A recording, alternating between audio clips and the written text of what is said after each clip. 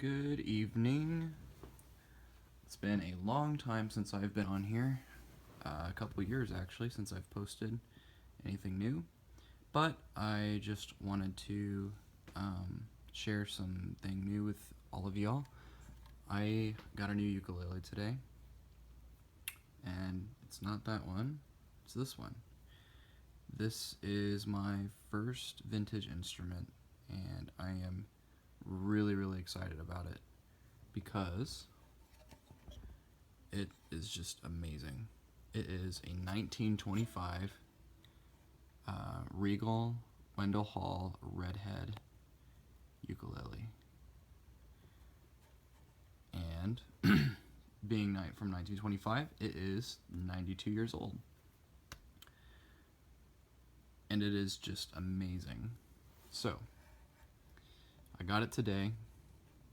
I saw it 3 or 4 days ago, and I knew I had to have it. But the reason why I didn't buy it right away was, one, I wanted to think about it first, and two, because it was really old and had a lot of repairs done to it. I wanted to know just kind of what to watch out for, what I was getting myself into, and so yeah, I'll kind of give you the basic story behind it. So this is a rebuild, which means that well, when the guy got it, who sold it to me, he got it in pieces. And he is a luthier, and he put it back together. He's a very good luthier, by the way. He's really well known in the town that I'm from, and a lot of people go to him for a lot of stuff. He just does great work. So first of all, let me just clarify that this is a very professionally done rebuild. So what was wrong with it first is that the neck was coming off. It has had a neck repair in the past, where someone tried to screw it in with a bolt, but he fixed that, and it doesn't look very pretty, but it's competent work. He fixed it with a peg, and he originally wasn't going to sell it, so he didn't touch it up very well, because he thought he was going to keep it, so he didn't worry too much about it. But he assured me that it's a very solid joint, and also the neck was re-glued back to the ukulele. It has a crack right here on both sides. These are the original frets. It's a poplar neck. The only fret that was removed and replaced was fret number 12 right there. I can try to get a clear picture of that. It's going to be really hard, sorry.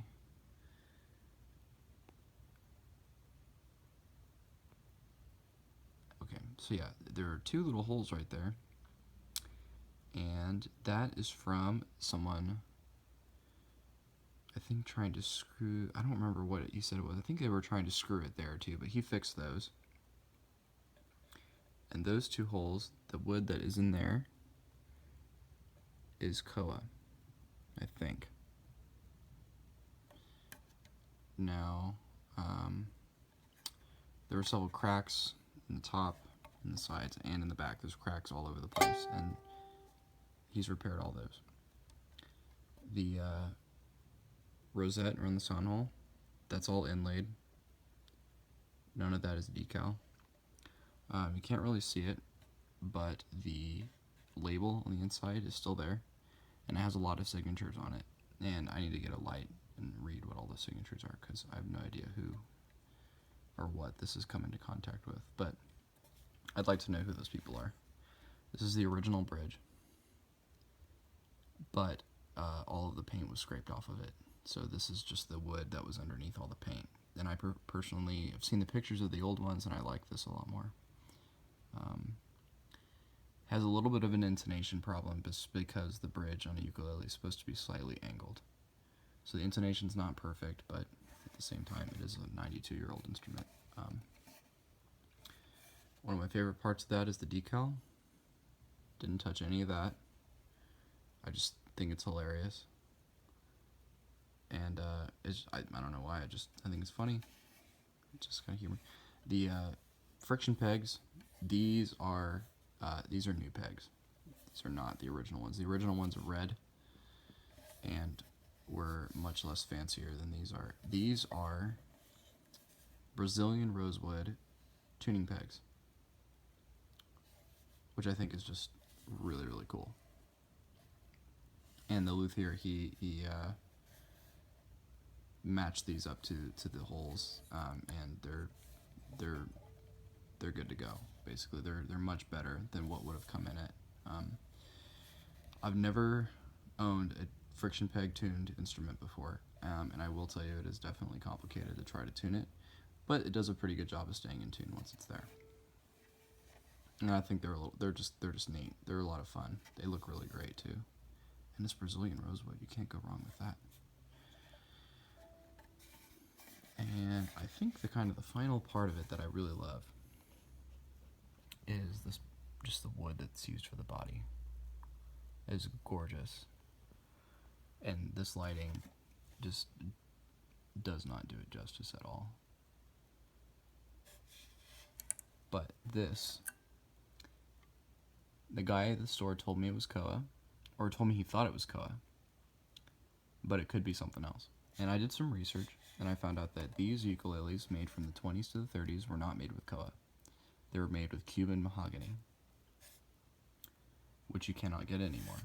This is the same wood that the old Martin ukuleles were made out of.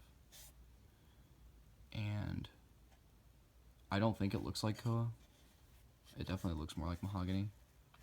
I have another ukulele over here. This is a much newer one, and this is another great ukulele too. This is a Cordoba 20 cm, a great ukulele, and it's mahogany as well. It's nowhere near as nice as this is, but it's still pretty great. Yeah, in the back. Look at the back. It's got a nice piece in the back. I mean, that looks a lot like mahogany to me. And another thing too, it's all solid. There are no laminate pieces here. It's all solid mahogany. 2 braces, and then 1 brace in the back. That is slightly, it's angled. It goes like that, which is, it's just amazing. So, Cuban mahogany, poplar neck, Brazilian rosewood friction peg tuners. It's just amazing. And then, of course, you get this one. Regular plastic, just tune. I mean, it's nice because it's really stable. But this is my new one. This one's newer, but I've had this one for about 6 years. 6 years. I've had this one for 6 hours. So I'm gonna go ahead and play them so you can hear what they sound like. And yeah, we'll see how that goes. So let's try to get this camera right.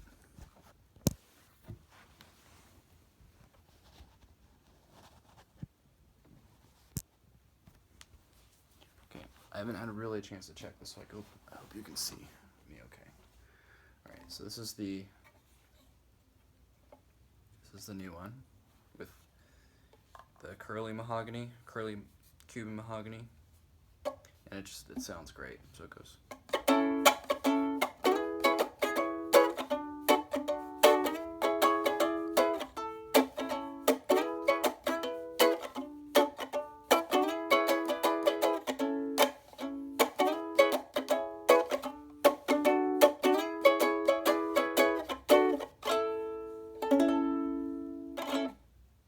I love it. It's very punchy. It's very loud. And it's got a really nice mid-range that it's very sweet to the ear. And if you want a little comparison, this one sounds good too, but it's nowhere near on par with that one.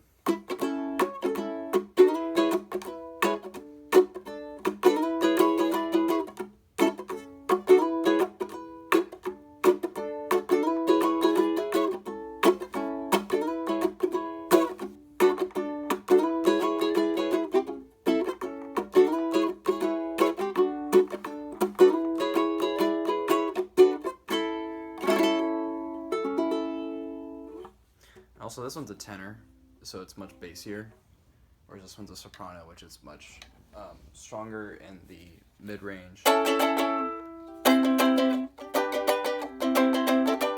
the higher notes, or just the higher frequencies. So, yeah. Anyway, very, very exciting day for me because this is my first vintage instrument ever. It looks phenomenal. It sounds phenomenal. It plays great. It plays like just like a brand new ukulele. Although it looks far from brand new, but that he said he didn't have to do any work to the fingerboard or anything, or the nut, which is just amazing.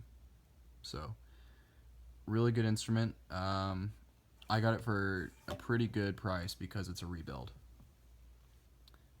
So I got it for about a fourth of what it usually goes for. If you can get a mint condition one, you're looking at several $100s. If you're looking for a rebuild, not quite so much. But it's still a great instrument. It sounds phenomenal, plays phenomenal, and I'm going to enjoy it. Still trying to think about a name for it because this instrument this good deserves a name. I've landed on a couple names, but if you have any suggestions, something little. I like St. Teresa Lisieux, so I might name it the Little Flower, but we'll see. Again, just that right there. It's my favorite part because it's so goofy. And it's just like, because everyone takes vintage instruments seriously, and I do too. But it's a reminder that we can't take life too seriously. So we can't take ourselves too seriously. So that's it, I think. Yeah, I'm really happy about this. This is awesome. So, alright, well, that's pretty much it. So, we'll see you in an upcoming one. I know I have to upload a video about my electric guitar collection. I'm 2 years behind on that, and I apologize. So, I go back to school here in a few weeks. Sorry, time flies. Anyway, I go back to school in a little bit, and I'm going to try to get it done before that, because I will be in another state, and I won't have access to all my guitars. So, I hope that we'll be here soon. So, just be patient. Alright. Ciao, amigos.